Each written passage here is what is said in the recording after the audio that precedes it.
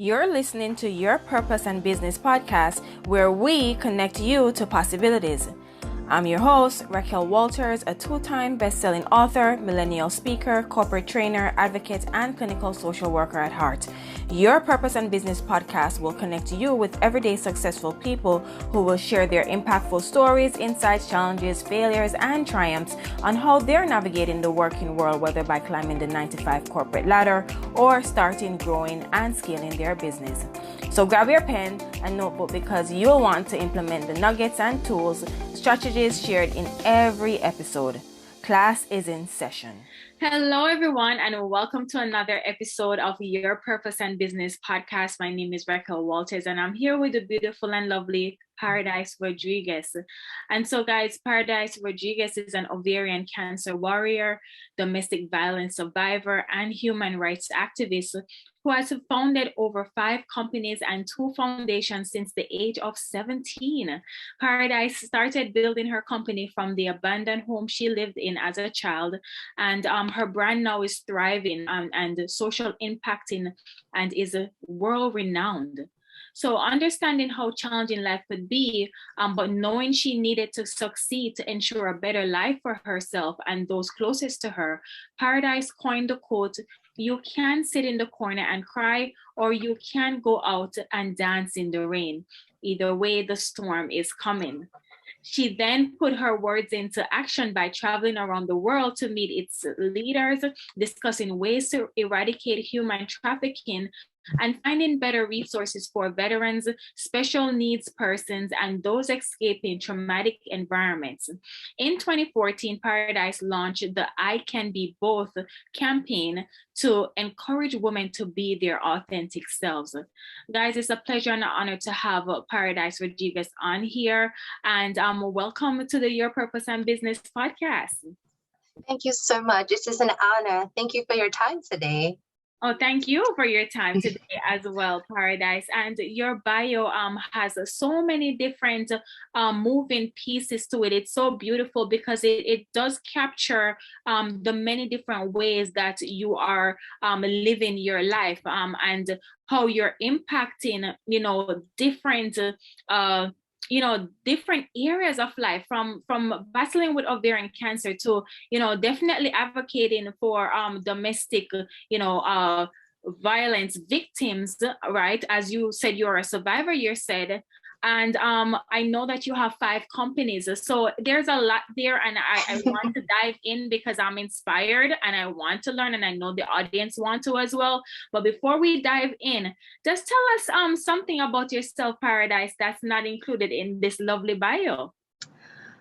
I am a total goofy goober. I love anime. I love just watching cartoons and snack attacks. Yes, that's my jam. I embrace being a CEO and all the things I do. But when I don't have to do all that, or, I'm a Harvard woman, when I don't have to worry about school, I kind of just like being at home in my hoodie with some good cartoons or even some jazz and wine. Yeah, awesome. Anime, yeah. I haven't watched anime, but I've heard of beautiful things about that. But I do love a great glass of wine. So, I guess we're similar there. So thank you for sharing that. Thank you. You're welcome. So Paradise, tell us, you're on Your Purpose and Business podcast. Do you think you found your purpose? Yes. I know that's very yes, I've known my purpose actually since I was maybe about 5 or 6 years old. I knew that I would be doing something with children in my life. I just didn't know exactly what. I knew, funny thing is, all the things that I'm doing with my career, my modeling, my performing arts, all those things I have said I was going to do. And I told myself, I want to say I was 9 in Girl Scouts. And I said, I'm going to make a difference, but within my passions. Many times we want to make a difference, but we do it in ways that don't bring us joy, or we are working careers to pay our bills and live our lives, but they don't bring us joy. So we're not really serving our purpose then. So I decided early on that whatever it was I was going to do, I was going to pray about it and make sure it was within the realms of what I know in my soul that I'm supposed to do. And that's uplifting the community globally. Yeah. I mean, that's amazing. And, congratulations on finding your purpose, because a lot of the audience that listen to this podcast, they're still on that journey. And I know purpose for everybody looks different. Yes. But there is one thing that stood out to me. You said in your bio, your quote that you use often: you can sit in the corner and cry, right? Or Yes. you can go out and dance in the rain. Either way, the storm is coming. And if you could just tell us a little bit more of what motivates you, or what inspired you to coin that phrase that, I'm assuming based on researching you and watching you, and it's including your bio, that you use everywhere just to encourage yourself. What's the story behind that? Well, it's a bit of a sad story. My siblings and I were living in a house. We didn't have electricity, water, just no utilities. We barely had food. We were literally grilling hot dogs and macaroni and cheese on the barbecue grill, or getting wood and putting in the fireplace to keep warm, or, anything like that. And it was an exhausting time for us. Finally, I told my brothers, I said, okay, you know what? Let's go outside and we're going to have fun, because things had been hot nonstop. I was still in high school at the time, so I didn't really have the time to say, hey, let's go play. So I said, okay, you know what? On Thursday, we're going to go play. But then it started storming. And when it rains, it sometimes pours, especially in Georgia. And so my little brother sat on the porch with me. He goes, great, now it's raining. And I just felt bad. We were running out of food. We were literally on our last pack of hot dogs. We had no more mac and cheese left, no running water. And I said, what am I going to do? Well, I looked at them and I said, you can sit in the corner and cry, or you can go out and dance in the rain. Either way, the storm is coming. I took some shampoo and poured it in their hair, and we danced and played in the rain and got all muddy, and it was not the greatest idea because we had soap everywhere, but it was fun, and it took the pressure off two little children. Yes, I was a child myself, but they were even younger, and it was hard for them to understand, why are we struggling like this? Why don't we have stable parents in our lives and things like that? For me, it was just the perfect moment to say, listen, we got to make do with what we got. But you tell a child, a 3-year-old, that they're just like, what? Why can't you make this happen? So I showed them that anytime, anywhere, no matter what's happening, you can find something positive. And this phrase I just held with me, and it blossomed into so much more than I ever thought it would. It was just something I was saying to them at the time. But throughout my life, I found that I kept repeating this to myself and to my peers, that, hey, this sucks. It's going to. We have no control over how much this sucks, but we do have control over how we respond to it and how we allow ourselves to carry through this. Right now, I am fighting cancer for the 3rd time. I am not in the best mood about all of this, because I was supposed to be celebrating being 3 years free of cancer, and said we are starting over. I took the time, I grieved, and then I said, the storm's going to happen anyway. Oh, okay, I have no control over what my body is doing, but I can't control the things around my body. I went ahead and started school again this semester. I wasn't sure if I was going to do fall semester. I went ahead and pushed my businesses further. I continued to focus on the things that I could control, which primarily was my reactions to what was happening. And then I decided to take a break and go, this is happening for a reason, whether I understand it or not. I'm going to be calm and I'm going to listen, but I'm also going to take action, because no matter what, this is happening. And it's just one of those things that you can take anywhere with your life and apply it. And it kind of gives you a, are we going or not moment. Right. And thank you for sharing with us. And, of course, I know you're not looking for any sympathy or anything, because, but definitely we know that the things will work itself out. It always does. Right. And, just hearing you, just your courageousness and your bravery. I mean, it just speaks volumes, because I'm listening to you and I'm also thinking about the many different people out there who are going through something, whether it is that they can't find food, they can't pay their bills, they don't know what where the next paycheck is coming from, or they're dealing with an illness as well, or whatever it is, they lost a relationship. I mean, this too shall pass, and that you're in the storm. So one thing that you said was that, okay, shift your perspective to what it is that I can control, because at the end of the day, those are the things that's going to keep you motivated to push forward. And so there's a lot of gratitude in that. There's a lot of resilience in what you just said, but also hearing a piece of your story from definitely not necessarily being brought up in a stable environment, home environment, to dealing with an illness, to building out your businesses, which we're going to get to. I mean, your story is just so inspirational, Paradise. There's so many different ways that we can dissect this. But, I want to find out at the core of everything that you're doing. I mean, what drives you? What motivates you? Is that a fair question to ask?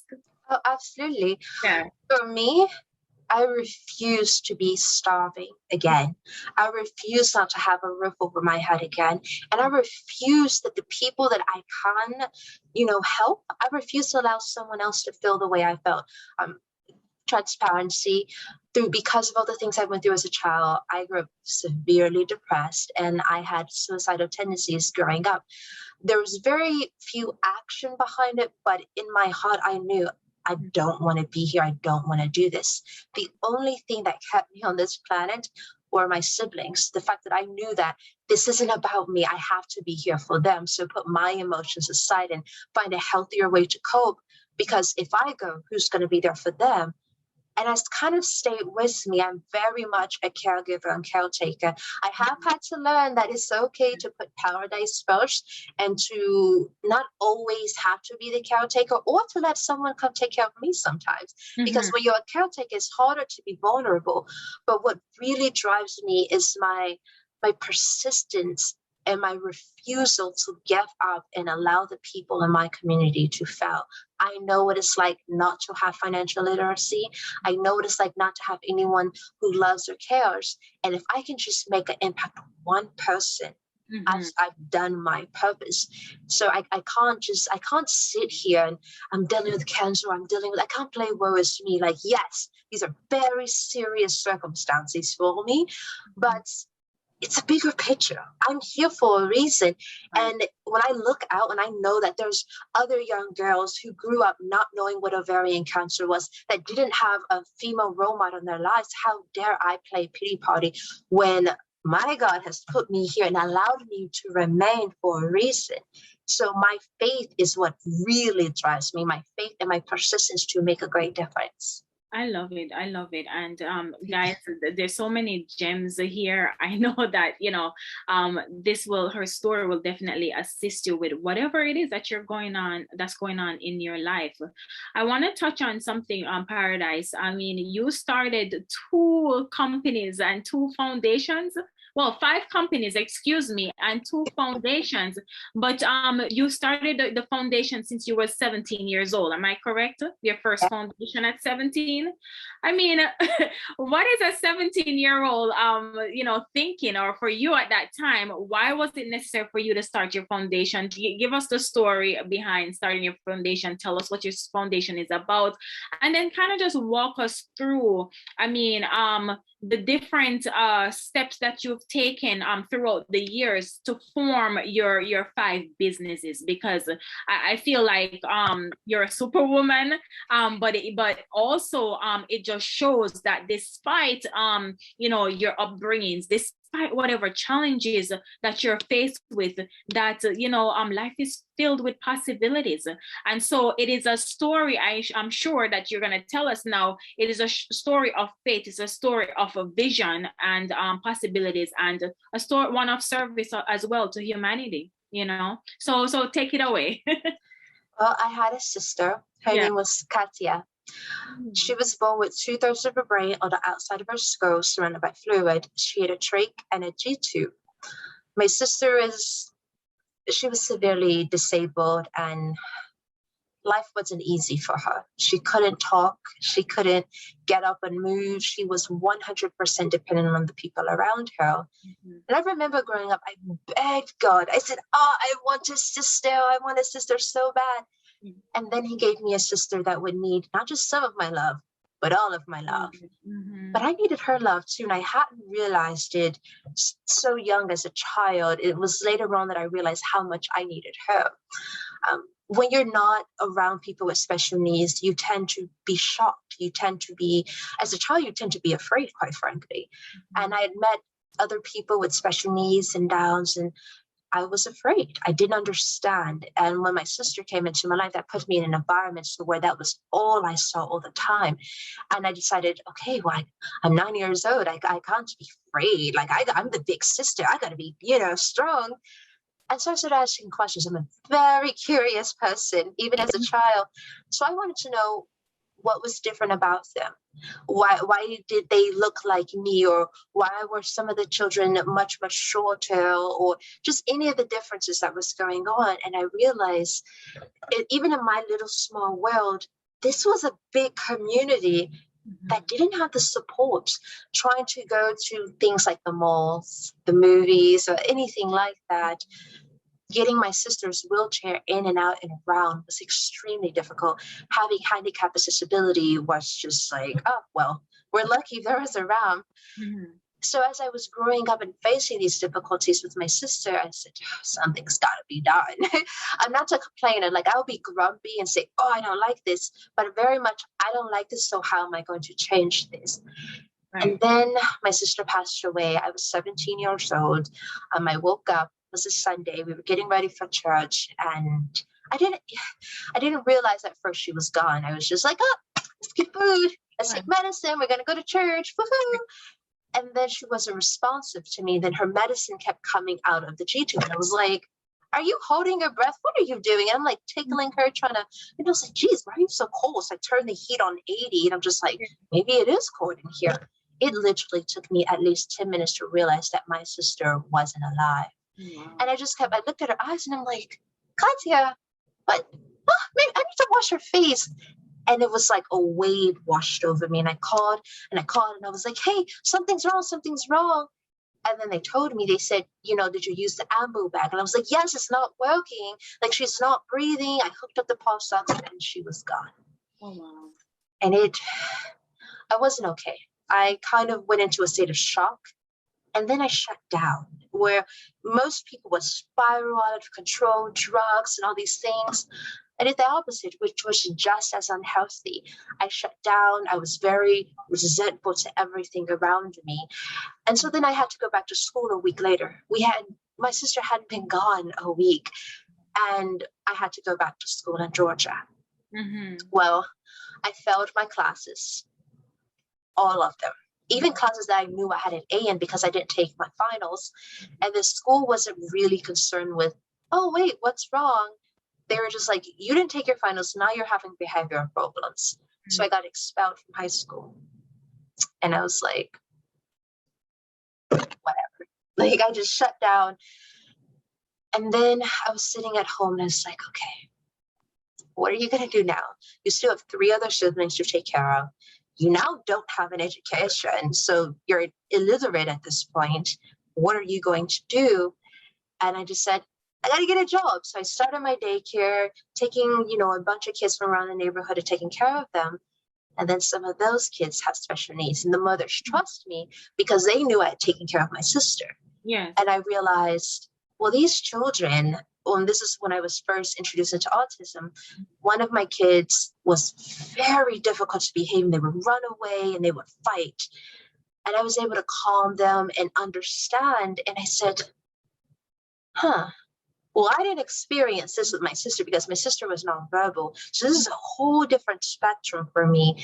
Right. And walking through that, I prayed to God, and I asked him, I said, listen, I don't know what you want me to do because this is a lot. And I'm getting attached to these kids. I'm still emotionally broken because I just lost my sister. Yeah. And I said, okay, now what? And this lady said to me, she goes, oh, you have like a little foundation of children around you all the time. And I said, I do, don't I? She goes, what do you guys do? I said, well, I try to teach them like alphabet and things, and we go to the movies and we do the things that I would do with my sister. And she goes, why do you do that? I said, well, who else is going to do it?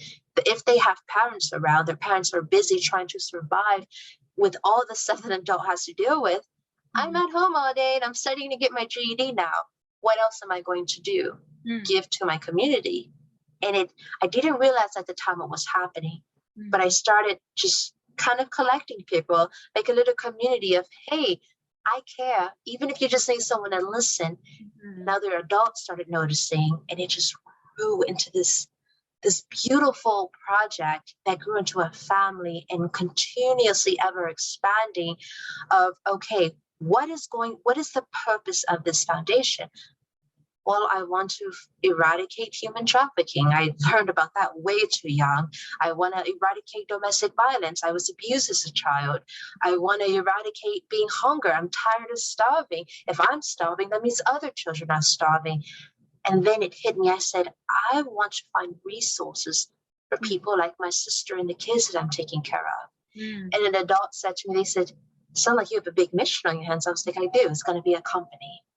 Nice. It just, like every year, I started with special needs and children.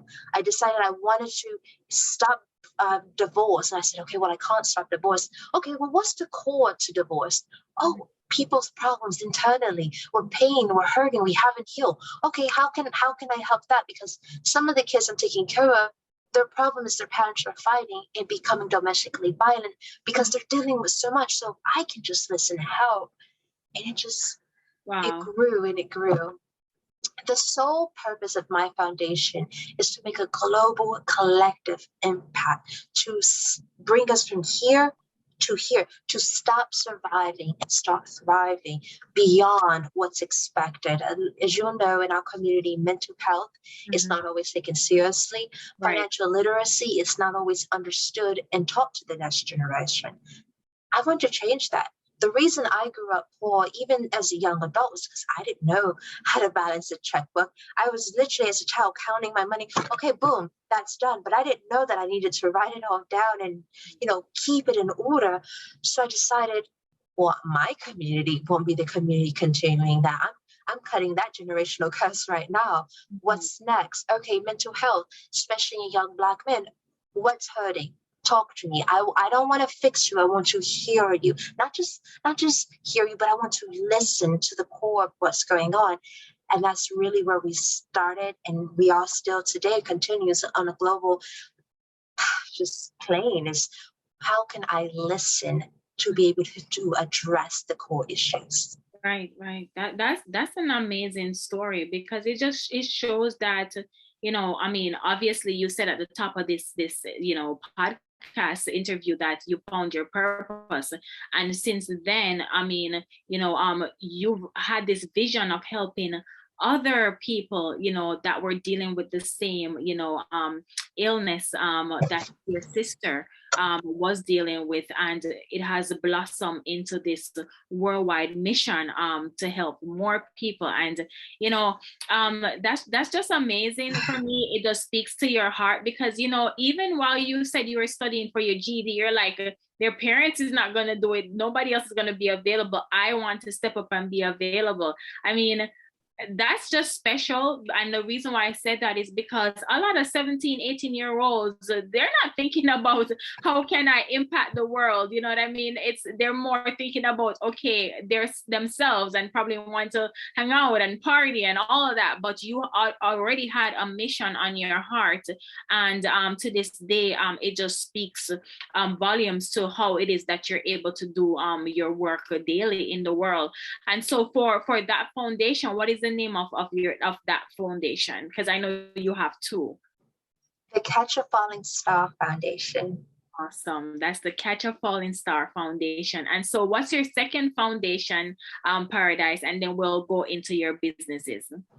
Well, it hasn't completely grown into a foundation yet, but it's still an active campaign. It's the I Can Be Both. I am a Harvard woman, but I'm also a model. Yes. And I was told to my face that I couldn't be taken seriously as a woman in a higher educational society because I was running around in bikinis and makeup and fashion. And then I was mocked by other fashion industry peers that, oh, you're a nerd, you're this, you're that. And I said, wait, darling, do you not understand that I can be both? I can figure out how to eradicate human trafficking, figure out how to educate women around the world about ovarian cancer while I wear my Jimmy Choos. There's nothing wrong.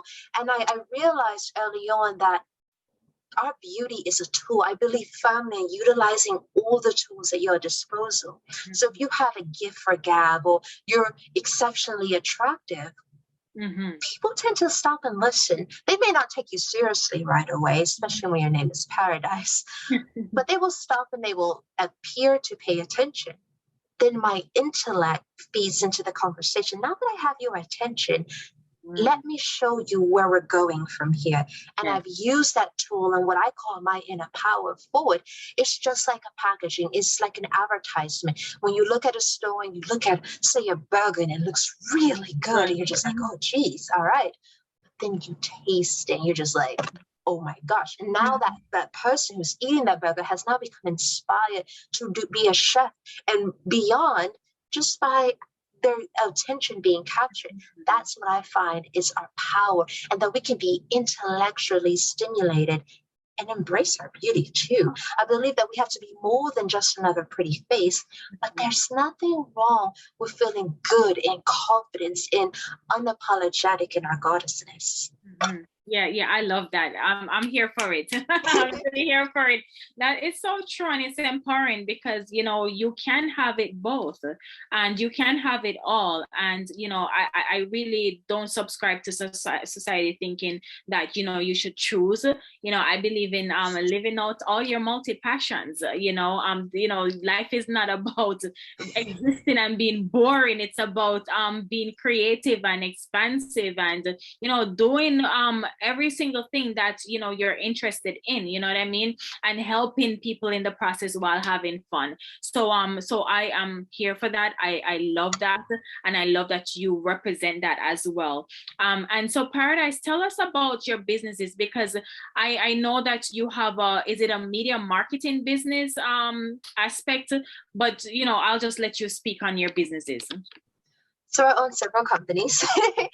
PRM Innovation is a full-on business solutions innovation, but we also, for free, teach financial literacy, which is the foundational requirements to survive and begin to thrive in this world, in the world of business. You can't do anything without financial literacy. And so the PRM innovations, whether you are a brand like Coca-Cola and you just need some marketing, or you're a random person who has decided that they want to make this dream come true, but they don't know where to start. We do it all. Website, SEO, business plan, marketing contracts, everything, HR. We put together the foundational needs and we show you how to do it yourself. So you're not always dependent on us doing it for you. And like I said, on the backside, we do teach financial literacy to those who are trying to grow and thrive. And then if you already have a business that's failing, that's where we begin. Where do you understand the business, the math? Right. The other business is the Artemis collections. We have Artemis Beauty, which is my vegan beauty cosmetics. And this year we're coming out with our foundations. I'm very excited. When you go through chemo and cancer, your skin gets really kind of iffy. And so it was hard finding quality makeup that was environmentally friendly and not tested on animals that was great for my skin. Again, instead of me complaining about it, I decided to do something. I said, okay, well, how can I do this? I have some peers that go to MIT and other schools. I said, guys, work with me on these formulas. What do we do? I want to wear makeup. Yes. So let's do this. And I'm sure I'm not the only one having these problems. Yes. So we established Artemis Beauty. The Artemis Couture, I create little jewelry pieces, and then we take the proceeds and we donate them. Artemis Couture was born out of, I'm a pageant girl. I am the current Miss World International Ambassador. Awesome. Thank you. And I grew up poor, extremely poor. So my love for pageantry wasn't always met well because I couldn't afford the dresses, the accessories, everything. So I created a jewelry and couture line that the money and the items can then go to other pageant queens and kings as well that are wanting to do this but can't necessarily afford. Pageantry is a great platform. So if you're wanting to learn self-confidence or public speaking, it's a great place to start. And I think everyone deserves that opportunity. So we have the Artemis collections. Then we have Artemis Skin. Okay. Again, during doing chemo and everything, my skin, I have eczema and I needed vegan, environmentally friendly, just safe products. My skin was breaking out, and I'm a picker. If I see a zit, I'm like, I gotta make it go away, and it was just making it worse. The stress was making it worse. So I said, okay, what can I do? How can I make this better? And I decided to develop a skincare line for people like me that can do that can clear their skin without weighing it down. Right. And then we have Artemis Wines, my baby. So my grandpa passed away. He had what you would call a backyard vineyard, a mere 2-3 acres, which the community liked, but it wasn't enough to scale. I never got to meet him, unfortunately. I did meet his widow and spend some time with her. And then I decided that I want to do this. I want to continue on the family legacy because he got the vineyard from his father. And I said, well, you know, I want to do this, but I want to go bigger. I want to create jobs. And I said, oh my gosh, the work that I do here can give people jobs. The money can feed people, and it all comes back. All of it does. The beauty cosmetics help stop domestic violence. The couture items, the proceeds go to help special needs veterans and people that are coming out, like that are poor, that just want to live a better life. For financial literacy, the skincare helps as well for people with special needs and adventures. And then our wines help homelessness and hunger. Everything comes back and feeds into the foundation for us to give back to our community.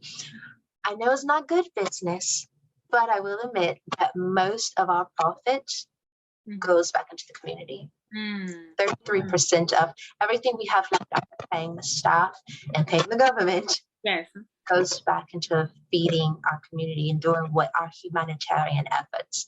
And that's the same thing as Artemis is my baby. We're working on it. I am hoping to open a lounge restaurant where we provide free mental health services daily.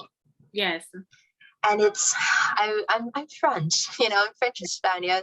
I love food and I want to have a place where we can come together, a community. If you're a community designer, artist, even a community chef that don't always get opportunities. And I hate to admit it, but people of color are looked over a lot in these environments. It's a very competitive world, and even more for people of color. So I decided, well, I'm going to create an environment that 2 times a month, we're going to have these showcases where if you're a chef and you're in school and you can come guest chef for the night. And then half of the tips and proceeds will come to help you, whether you're in school or establishing your business. And then they will go to help our mental health services and feed the community. But the same thing with the fashion designers, the painters, artists, rappers, singers, poetry artists. I want a place for us, for a community, just empowerment, but also really high quality food and wine. Yeah, of course.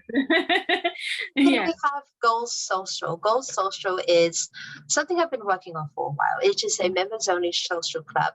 It is grateful, outstanding, ambitious leaders of society. They are people like me who sometimes come from nothing, or people that sometimes come from everything, but we want to make a true impact on our community. Not just smile and wave for the cameras when we're like handing a sandwich to someone, but figure out, okay, this person needs to eat now, so we're going to solve this. We're going to feed this person and get them off the street tonight.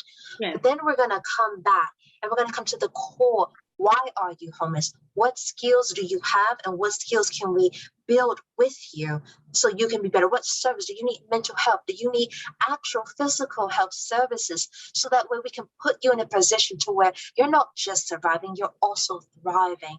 And also Goal Social creates an environment to where social work can be heavy. It can be very daunting. Yeah. Especially on our spirit. So we are a community for each other to say, hey, brother, sister, person, I'm having a hard day today and I need someone to talk to. Or, hey, I need to go dancing. I need to go have a good time. We like our yacht parties.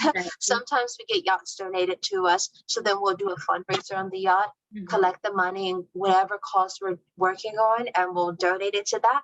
And then after, it's like, all right, guys, let's pop a bottle of champagne and really be proud of ourselves. I am teaching, and others are teaching me as well, to be proud of yourself. Like, you've come far, you're doing a great thing. We don't have to be boastful, because most of our community service work you won't see online. I'm very strict about that. This is not, a hype or cloud chasing thing. This is for other people. We can pat ourselves on the back later, but this is bigger than us.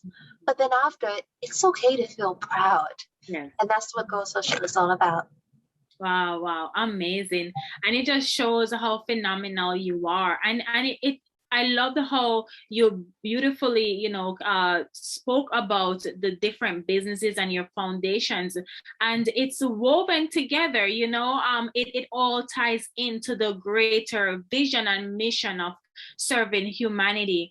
And to be honest with you, Paradise, just listening to your story, even though I know that it wasn't always easy, and you're still going through challenges right now, and I'm sure we all have different challenges that we're going through, but how it is that you have overcame time and time again and has shown resiliency and still have stayed true to that ultimate vision for yourself, even if you were unsure what that would look like, even as young as 17. But the lives that you've impacted so far and will continue to do, it's just tremendous. It's amazing. And for anyone out there that's listening, I definitely want you to definitely go ahead and see how you can get connected with Paradise and her business, even if it's to donate to her charity, the Catch a Falling Star Foundation. See how you can probably purchase a bottle of wine, and I'm sure that some of the proceeds go towards one of the charities as well. But Paradise, tell us how persons can contact you and connect with you after they've listened to this podcast. Before we do, I just want to tell you one thing. You asked me something and I didn't know the answer, because sometimes I just am. I just wake up and say, this is what I'm going to do. Yes. But something peculiar just happened in my brain and my heart. My community is how I do it. You said, how is it that I can, throughout everything I've been through, still continue on? Yes. As much as I impact my community is constantly impacting me. There are people who have absolutely nothing. When I first moved to New York, I didn't know where I was going to live. I didn't have a plan. I woke up on a Sunday, I'm moving to New York. I called my pastor, I said, I'm moving to New York. Wow. That next morning by noon, I was driving to New York, had no clue what was going to happen. So I slept in my car for that first week. There was a homeless man, didn't bother me, didn't ask me for anything. He had noticed that I was in my car all day. I was making a plan for, okay, I'm here, what am I going to do? And he knocked on my, he goes, you need some water. And I hadn't even realized, I hadn't stopped to eat, I hadn't stopped to drink. I said, okay, he's not wrong. And he goes, come on. And he took me to this restaurant where they sometimes give him a meal. He said, sit down, are you okay? And I said, I'm okay. And I told him what was happening. He goes, so technically you're homeless. I said, for now, yeah. He goes, you're going to be okay. And I said, how do you know? He goes, you're sleeping in your car right now. You just woke up and drove to New York. I said, you're right. And he gave me not just words, but encouragement. He gave me hope. And the rest of that week, every night, Now, I am a woman, and so I was not comfortable, with this guy always around me. And he told me, he goes, I'm not, because I invited him, and he says, I'm not going to sit in the car with you. I'm going to stand here and make sure you're okay. Oh, wow. And every night he would sleep next to my car. So one night, this guy was knocking on my car window trying to make me move. And the homeless guy, his name was Jack, he got up. He says, leave her alone. She's with me. She's fine. Leave her alone. The guy was like, oh, she can't sit here. She's always parked there. He goes, leave her alone. And I never had someone stand up for me like that. And I decided from then, I said, I gotta, he's right. I gotta do this. This isn't safe. He's right. I can't continue on like this. And so a few days later, I was able to get myself to a place because I woke up and decided I didn't have a plan. Yeah. My community impacts me. They're teaching me patience. They're teaching me understanding, and they're teaching me to keep fighting forward. When I had surgery on the 26th of August, the people that were in my building, they were like the doorman and thing, they were encouraging me forward. So this is bigger than just Paradise being resilient and strong. Mm-hmm. What they are giving me, I have an obligation to give back. It's bigger than just me wanting to feel good and do something. Yeah, I love that. Oh my gosh, it's so powerful. And what a story, Paradise. What a story. It's like Jack was a guardian angel in this. Yes, yes, exactly. Yeah, wow. God was the people meant for you in your life for a reason. We often may not understand it when it's happening. We're kind of just like, why is this happening? Or what does this person want? And then we realize later on, like Jack has now got a house. He's taking care of. He's living in upstate New Jersey. Great man. Awesome. But I didn't understand, why was this guy who was a homeless vet who had nothing? Why did he care about me? And then that gave me hope to go out. And he was the one to tell me how bad homelessness and mental health and how bad the shelters were here. It was him educating me about the new place I was living in. Yes. And that furthered what I came here to do. I didn't know why I wanted to move to New York, but now I do. And it was because God brought that man into my life to educate and enlighten me. So you're absolutely right. When you need it, the people, they show up. But to answer your question, people can easily Google me, Paradise Rodriguez-Bordeaux, or just Paradise Rodriguez. I know my last name's kind of long. And on all social media, my handles are Paradise, TROUVER Paradise. And it's very easy to find me. If you are a person who's suffering from mental health issues, suicide, depression, you need to reach out to someone. The foundation has a hotline, a 24-hour hotline that we will come, even if it's just someone to come sit with you. Or it doesn't have to be you. It can be that your child is having behavioral moments and you're at your wit's end and you just need someone to come sit with you. Right. We are here. We are here to listen and work, not for you, but with you. Also, any of the websites, everything feeds back into the foundation and into my personal website, to where I'm always able to be reached, especially for emergencies. Yes, awesome, amazing. And Paradise, it's just an honor and a pleasure again to have you on the Your Purpose and Business podcast. What a story, what a life mission. And I know that you're gonna be continuing with this. The journey continues. And I'm here to support you in any way that I can with the RW Consulting Company and the Your Purpose and Business podcast platform. And so again, guys, remember, be good to yourself always, and I'll catch you in the next episode. Bye for now. Thank you for listening. If you've loved this episode, let's stay in touch.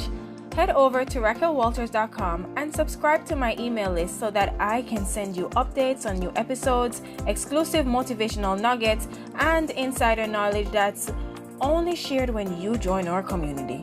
Please don't forget to subscribe to this podcast and leave a review, as I want to know your thoughts about every episode. Follow me on Instagram at Your Purpose and Business Podcast. And remember, your life is beautiful and this is a part of your journey. So embrace it. Speak to you soon.